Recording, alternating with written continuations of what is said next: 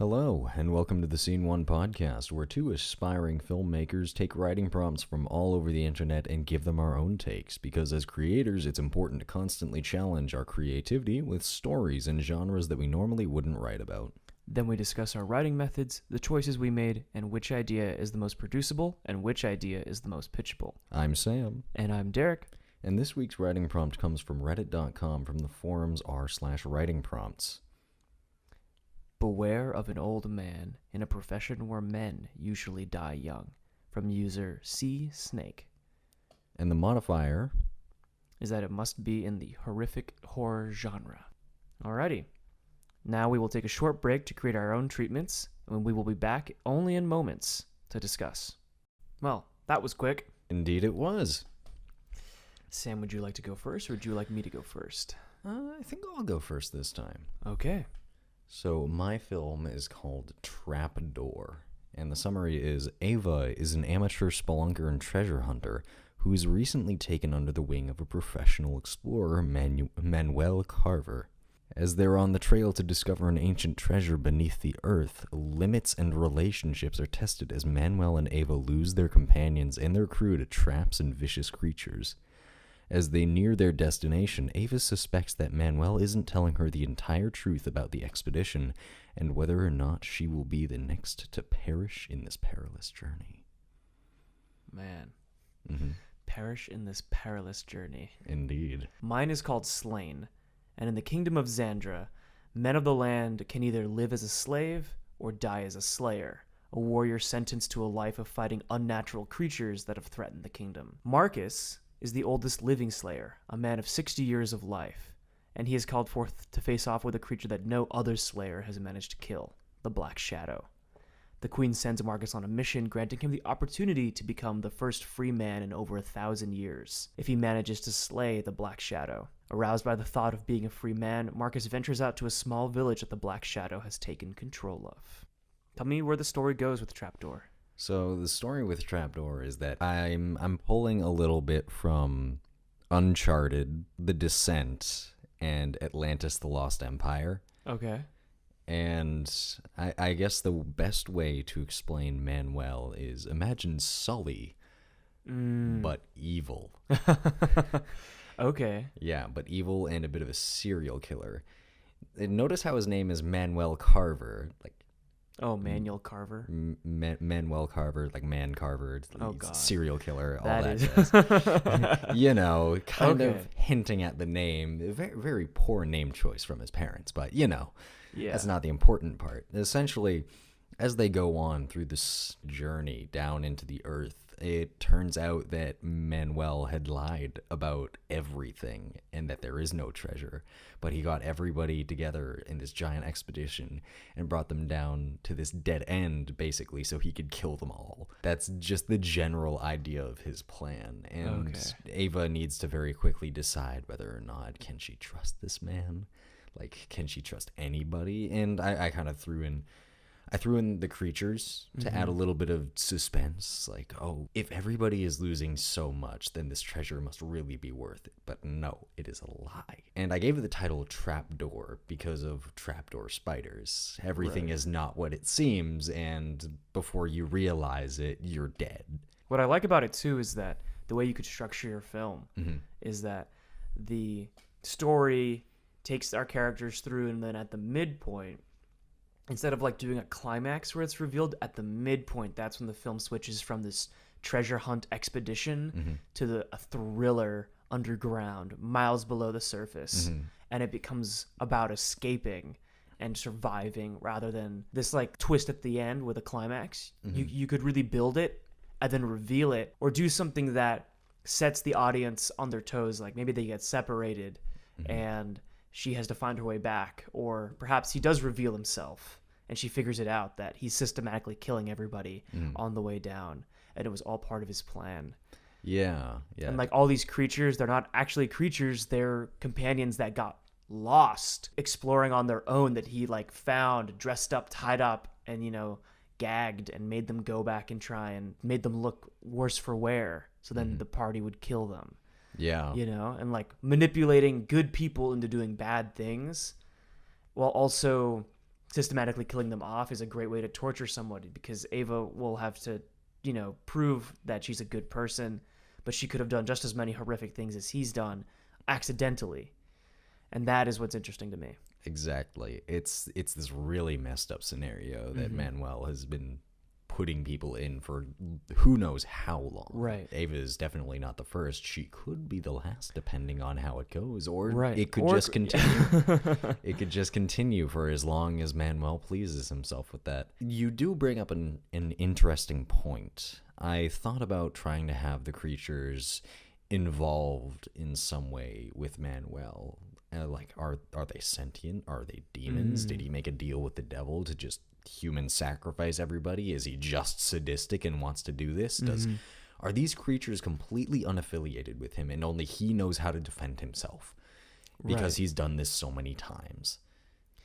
Yeah, you could do a lot of things. You could have that twist, or you could have the twist that he's putting people into costumes and gagging them and they can't speak. It's there's a scene like that in Mission Impossible 2 where Tom Cruise, spoilers, he gags somebody, puts the face mask on him, and then no one knows why Ethan Hunt's not speaking, and they kill Ethan Hunt, but the reveal is that it's actually the bad guy with the face change mask. And Ethan Hunt was actually, they basically just swapped bodies. And that was a pretty slick move. An arc that I want for Manuel is that he at some point really believed that there was a treasure down there. Gotcha. And he tried and failed a couple times before getting to the end point and realized that there was nothing. Gotcha. There was absolutely nothing. And that just mentally made him snap. Right, because he would have lost everything and everyone on the way down there. Several times. And now he's just hoping that doing the same thing over and over again. Yeah. It's a little bit Memento-ish with the cyclicalness of it and how he's lying to make himself happy. Maybe Manuel is lying to feed this inner desire that will fill that hole of the people he lost by taking out on people that he doesn't like or doesn't respect or believes deserves it. So you got a very complex character, and you've got a very good protagonist for the story to be viewed through Ava's eyes, because you've got a character that's new to all this, that wants to survive, that is a good person, that isn't so evil. You've got two people that are on very different spectrums and very different ends of morality thrown into this very gray situation. And so there's a lot of play with that, and this is definitely something that I feel like a lot of people would really enjoy to watch. Because the situation itself isn't about them being surrounded by monsters of unknown origin. It's being surrounded by monsters who you think are your friends and you think that are people that you can trust. And I really, really like that about this prompt. It's immediately insinuating that somebody you think you can trust is definitely not somebody that you can trust, because odds are they've either cheated their way all the way through their career, or they've made sacrifices, and that they definitely did not lose the most out of those certain sacrifices. They could have sacrificed other people. And that's exactly the situation I want to put Manuel in. I was really debating on whether or not there would actually be a treasure in the end, and that Manuel just wanted it all for himself. But I feel like that wouldn't be nearly as satisfying or compelling as the idea of him just snapping after trying so many times and not finding anything. Right. And I think for our protagonist, it's not about the treasure. It's about surviving. It's about getting out from underground. Like, you're going to appeal to everyone's deep down fear of being stuck in a cave. And that, I think, is more satisfying, to hope that she will escape. Ava could be a very compelling character. Ava is a very important character because Ava is the audience. And the audience might not know a lot about spelunking, like a lot of technical aspects. I mean, I don't say that I do know a lot about spelunking, but I find it fascinating and horrifying, like the ocean. It's absolutely wondrous and full of mystery, but at the same time, it is terrifying how full of mystery it is. Yep. It is just like the ocean. It is dark, damp, and you are not the only thing down there. Yeah, the second you enter the water, you are no longer on the top of the food chain, and that is easily one of the scariest things about the ocean. And if you can bring that sort of fear, the underground, then that's frightening. Like the movie Sanctuary. It's about a bunch of spelunkers that go underground and to find this waterfall, this hidden spring or something, and it just goes horribly south. They all, like, instead of like someone murdering them though, they all systematically die because of failed like mistakes. Like someone didn't clip this thing right, someone didn't put a peg here, somebody got greedy and ate all the rations. And yeah, there's a very similar film like that, I think done by James Cameron, about cave divers. I think that's the film. Is it? I think that's the film. Yeah. Is it actually? Okay. Yes, I think that's the film I'm talking about. Yeah. Okay. Yeah, that film freaked me out. It is. It is at time. It is horrifying. I don't think it is anymore. It probably still is, but at a time it was the most lethal sport in existence, with a fatality rate of nearly 50%. I think that's insane, because there's so much that can go wrong and so many people trying to do it when they don't have the experience necessary to actually be able to survive and make it through situations like that. Yep. And that's awful, because if you're going to do anything dangerous, at least do it with the knowledge of how to survive like that, especially. And I know that there are some things that are completely out of your control, like mountain climbers climbing Mount Everest. Doesn't matter how experienced they are, there's still a chance that like you'll just freeze to death. Some of your supplies won't be working the way that they should be, and anything can happen. You fall into a crevasse. It's almost completely out of your control, and I feel like removing control from any protagonist in a story, especially a horror story, is a good way. Well, removing control from a protagonist just makes a good story, because it then becomes about your protagonist regaining control of the situation as well as their own life. It's very humanizing, and the audience can really feel that fear. Yes. And it's really terrifying. Because the second that anybody has control on a horror movie, the second it stops becoming a horror movie. Yep, it becomes an action film. Yeah. And all of a sudden, why do you think every single horror film has people out in the middle of nowhere with zero cell phone reception and nobody to contact? Because in those situations, they are not in control. And the worst, and by the worst, I mean the most defeating feeling when watching a horror film, is seeing somebody regain that control only for moments, just for it to be taken away. Cool. I think that's a good talk about yours. Yeah, let's dive into yours. I'm very curious. So you said that the 60-year-old man had slain this shadow. So some world background. Basically, 1,000 years ago, the evil, cruel kings and like of the land accidentally opened up a rift that let monsters from the underworld come into our world. Since then, men have all been enslaved to like work to repair like the cities and the walls and to be soldiers. But there's another option where you can become what's called a slayer, which is like a monster hunter designed to like you get to learn how to fight these creatures, and most of the time you don't make it past like 30 because you die in action. But there's one guy, Marcus, who is the oldest. He's about 60 and he's been doing this for a while. He's the most well-renowned, most respected. And he's like at this point where like he's too old to really fight the bigger creatures, but he has all this experience, but he'll never be free because he can't, like, it's that weird kind of situation where he's stuck. So when this opportunity to fight this black shadow that has been consuming villages and leaving nothing but corpses behind, all that they know is that this black shadow comes over this village, and the next like week, everyone's dead. He is sent out beyond the city walls into the wild unknown to go fight this creature, because no one's ever seen it. All the other slayers that have tried to slay it have passed and moved on. Wait, so the protagonist is the 60-year-old man? Yes, the protagonist is the 60-year-old man. Okay. Yes, the protagonist is the person that everyone bewares. Okay. And he comes into a town where everybody's suspicious of him because he is the 60-year-old slayer. How did he get there? What kind of magic has he been using to cheat death? What kind of skills does he have? No one trusts him, but he needs to figure out where the Black Shadow's influence is in this village so he can get rid of it.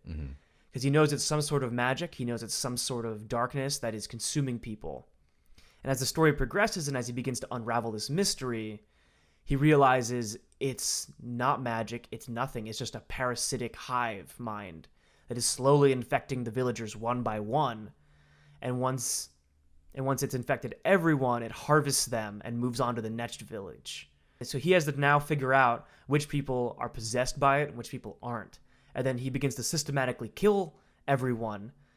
And as he does, he takes the parasite and puts it the only place he knows that he can keep it, which is in himself. And as this film progresses, he gets weaker and weaker as he fights its hold over him. And eventually, like, the final confrontation is he didn't have to fight or slay anyone or fight some big monster. It's simply not losing his mind to this creature and surviving long enough to take it all in him and to die and kill it because it needs a host. And if he dies far enough away from any living thing, it'll die with him. And that's the big twist and the end of the film, is that the only way for him to be free was to die, and that there was no big monster for him to fight. It was a small monster. It was a small monster. So that's where that was. I got a lot of inspiration from the film Black Death with Sean Bean, which, if you've seen the American remake Season of the Witch, I highly recommend you go watch Black Death with Eddie Redmayne and Sean Bean. It is one of the best dark medieval films, like dark medieval horror films out there. It's about a group of knights that go to a village to investigate rumors of a witch, basically, and why people are getting sick and dying. But this village is untouched, and that's the thing. This village is perfect. No one in this village is hurt, so they think that there's a witch that's keeping them alive. And that's why these knights are sent to go rid the village of the witch. I won't spoil it because it's a good movie. Mm-hmm. But basically, I was inspired by a similar concept of that, where he's sent to go rid this village of this black shadow that is possessing people. But then, he figures out that most of the people are already possessed, and that the only way to defeat the creature is to take it into himself and die. And of course, along the way, I think there'll be other people he befriends that he has to gain their trust, because he is the 60-year-old man that everyone needs to be beware of. You always have to have a child character to ask. When your protagonist is the experienced character, you have to have other characters around them to ask the questions. I can't wait for this one moment in the film, because I feel like that this would be traumatizing. You have your younger companion along mm-hmm. with your older protagonist. And it turns out the younger companion was the host the entire time, and now they need to slay a child. It immediately becomes this situation where your protagonist is it a part of the job? Yep. That I need to do this? Or that is such a frightening scenario to be in. Mm-hmm. I get why this doesn't feel like your average horror film. It feels like a horror film because it's horrific in its nature, not its story. Mm-hmm. Yeah, can you just imagine silence as he's slowly dying, and he and this child that he thinks he's saved are out in the middle of some desert, mm-hmm. and he's like, "We're free," and then he realizes not quite, because the kid starts to control the parasites within him, and he realizes that he never was going to win. I wanted to do a fantasy film. That mm-hmm. was my big motive for making it more medieval and having a nice mix of magic, but I also really liked Black Death. It's one of my favorite horror films of all time. One of the few that I've actually sat all the way through. Pulling that realism from Black Death, but combining it with a more mystical, magical element. I don't know if it actually elevates the piece so much as it adds more to the world, and it fleshes out a lot of what the characters can do. Because there's this whole culture of slayers and the men that are in this service, and even though it's not touched upon in the film at all, it's like The Witcher. You don't really know what they've been through, but you know that they've seen some stuff. Mm-hmm. With all the monsters that they've been fighting. And clearly nobody trusts them for good reasons. I guess a good question to ask here is the magic really necessary? Sure, it makes sense for the setting, but is for narrative reasons, is it 200% necessary? No, and I think that's the beauty of it, is that it's there, it exists, but it's not necessary. It's not essential. Mm-hmm. It's a part of the world, and it exists. It doesn't need to be capitalized on. Okay. It just needs to be there so the character is convinced that it's magic, that he's fighting. So the character is convinced it's another creature from like the underworld that he's fighting, when really it was just a disease, a parasitic disease infecting people. That is the twist, is that it's not a big monster. Because if this was like a Hollywood blockbuster, the big twist would be that it is a big monster. It's a really big monster. That's like big monster. The child turns into a really big demon, and then you don't feel so bad for him. And then as he murders this child who's actually a demon, but instead it's just they all got sick. Yeah, and he had to put them down, and that is more depressing and more horrific. It makes you question what's going on in this world and the morality of all these people. It makes you question why you sympathized with this man, because you want him to save the day, but you know he's going to have to do something that you don't like seeing on screen, which is a child dying. It's like two things that you don't really ever see on screen. It's a child dying and a dog dying. Those two things are incredibly hard to watch. Now here's an interesting pitch for a subplot.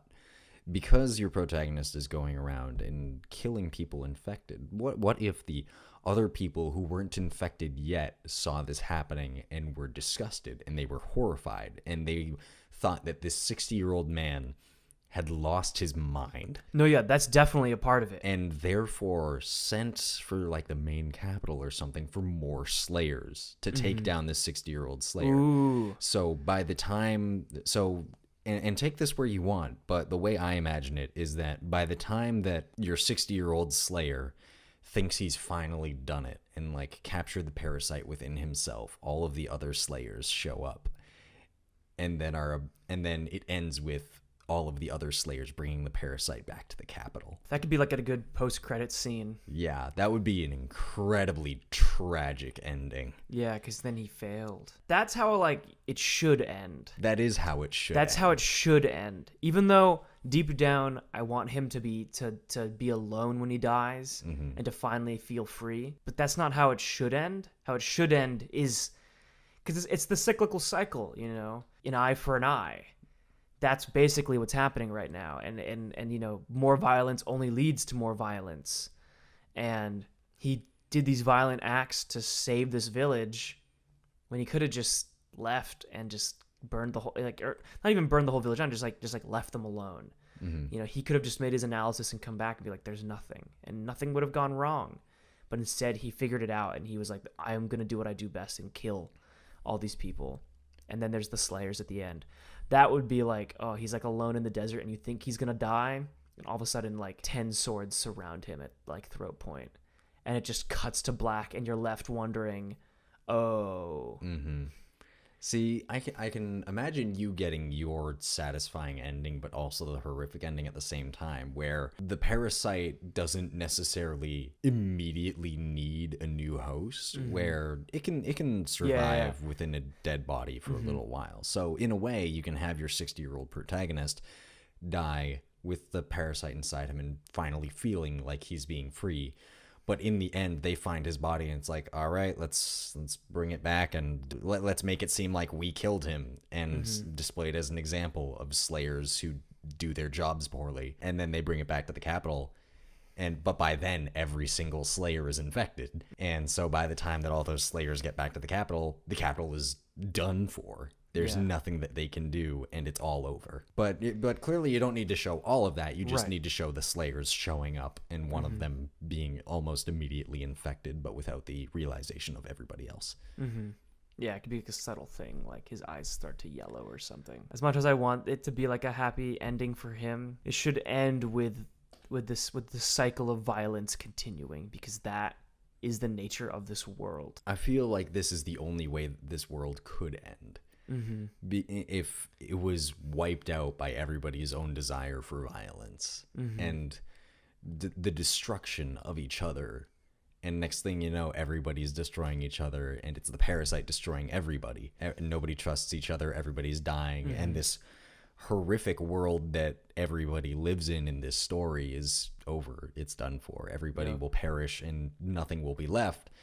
And in a way, that's probably one of the better case scenarios. Yeah, unfortunately. Like there's no hero with a shining sword out to like save this city, because to be honest, it all sounds like it's gone to a point where it cannot return from. It'd be better off gone. You can still definitely have your own happy ending where he feels free. You can think about it like this. Either he can feel free that he's no longer having to deal with anything anymore, or he can feel free knowing that nobody will have to deal with anything anymore. That is a very twisted way to look at it. Yeah. It is a very twisted way to look at it. But I guess that really depends on what your character is like. Do you think that he would gain the most happiness from being free himself, or by trying to quote-unquote help people by killing them?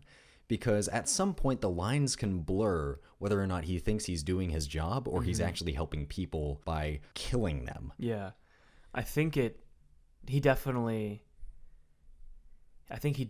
believes that his job is to kill monsters. Mm-hmm. And his final job is to kill everybody in the capital. Whoa, because everybody's a monster. I mean, yeah, that could be it. Very quickly, yes or no, do you think that your character would eventually end up twisting their mind to the point where they think killing everybody in the capital is the only way that they can feel free? Because that's a huge load to put on a person, but they have the ability to do it by just simply returning to the capital and then dying. All they need to do is transport the parasite back to the capital, and that's it. Man. You can either have them have their own happy, solitary death in the middle of a desert, or you can have them start off a chain reaction that will end the suffering for everybody. Because at this point, it's not even about a happy ending. It's about the twisting of a mind who's been around too long and seen too many terrible things. So if that's the case, as much as I would like to write that he dies alone in the desert, I think by this point in the script, in the film, he's murdered a child, something he's never had to do. And in turn, he has become the monster. So he returns to slay the monster, to slay the things that turned him into a monster. And his final act is dying in front of the queen and releasing the virus. Unfortunately, that's how a lot of horror films end. By everybody dying. Yeah. But also in the same way, whereas some horror stories, they just do it for the scare tactics and the fact that it's just gruesome and they do it to get a reaction. This actually stands for something within the film. Mm-hmm. And it's not done just for freakouts. It's done because you feel like this would complete a character arc for somebody who is truly disturbed. Yeah. His final words could be something about how everyone's a little bit of a monster. Because it's a horrible life he had to live that he was forced into. Mm-hmm. Or, he was given a choice. It's either be a slave or be a slayer and have some semblance of a hope. But always have them dangle that hope right in front of him. And I feel like the true monster of the story is the people who are offering hope within reach for so many people. And then when they think they have it, they take it away. Let's move on, though. Which idea do you think would be the most pitchable? Here's the thing. I think yours is the best to be pitchable and producible because yours is modern. Mm-hmm. So if we wanted to make it, we could make it for little money. And studios will like that because it's easier to pitch something modern and to get an audience to see something modern than it is to get an audience to see something fantasy. You have those two things going for you because your idea is modern. Mm-hmm. You also have the treasure hunting aspect, a sort of Journey to the Center of the Earth vibe. Whereas mine is a lot more, it's a little Game of Thronesy. There's definitely an audience for that. Yeah. Though. No, yeah. There definitely is. Like any Dark Souls or Bloodborne fan or Game of Thrones fan, any horror fan and fantasy fan would love this. But I feel the issue with that is then like the money that would get put into it would be so little to make it. Mm-hmm. It wouldn't be nearly as good as it needed to be. I feel like with very specific decisions, yours could be produced by us. You already explained that it's in a small village. Purely production standpoints, we'd need a very small cast and very few set pieces that we would actually need to create. So just compress the story, basically. Yeah, compress the story a little. I think the most extravagant set piece that we would have would be the throne room for the queen, because we could have the story begin and end there when he is given the quest and when he returns to release the parasite. At that point, we don't even need to really see that much of like the capital as a whole or any demons. Mm-hmm. We just need, I guess, references. We don't need to go extravagant with this piece, because a parasite is something that you can't see, but the way that you're describing it makes it seem like a parasite could easily be a human. Right. And therefore, all you need to do is get colored contacts, and boom, somebody is a parasite. Whereas yours, we need to like build on lots of underground set pieces. Yes. Which is why it would need to be pitchable to a studio. Well, you've convinced me that mine could be producible. So I will say yours is the most pitchable and mine's the most producible. Thank you all so much for joining us. If you wrote your own response, be sure to post it in the comments below. And if you have a prompt of your own that you want to send our way, you might just see it in a future episode. As always, be sure to follow us on Instagram, Facebook, YouTube, Twitch, Twitter, and leave us a review. Have a wonderful day writing. See you next time.